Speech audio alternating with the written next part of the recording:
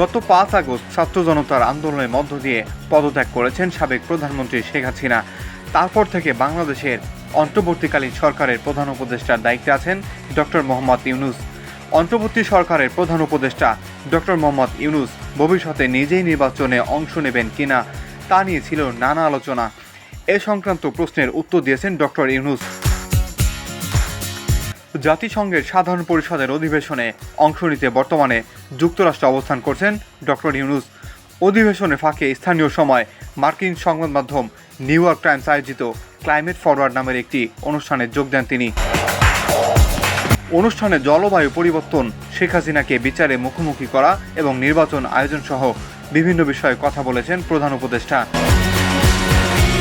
New York টাইমসের প্রতিবেদনে বলা হয়, গেল আগস্টে ছাত্র বিপ্লবের মধ্য দিয়ে শেখ হাসিনা ক্ষমতাচ্যুত হওয়ার পর থেকে বাংলাদেশ একটি বড় অস্থিরতার মধ্য দিয়ে যাচ্ছে।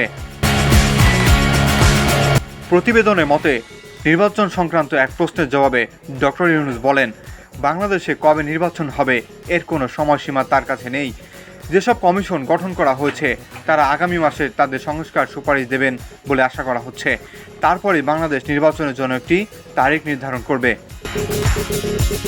প্রধান উপদেষ্টা নিজে নির্বাচন করার কোনো সম্ভাবনা আছে কিনা এমন এক প্রশ্নের জবাবে ডক্টর ইউনূস বলেন, আমাকে দেখে কি আপনার মনে হয় নির্বাচন করব? নির্বাচন আমি করব না। বর্তমানে ভারতে থাকা শেখ হাসিনাকে প্রত্যর্পণ করা উচিত কিনা এমন প্রশ্নের জবাবে ডক্টর ইউনূস বলেন, কেন উচিত নয়?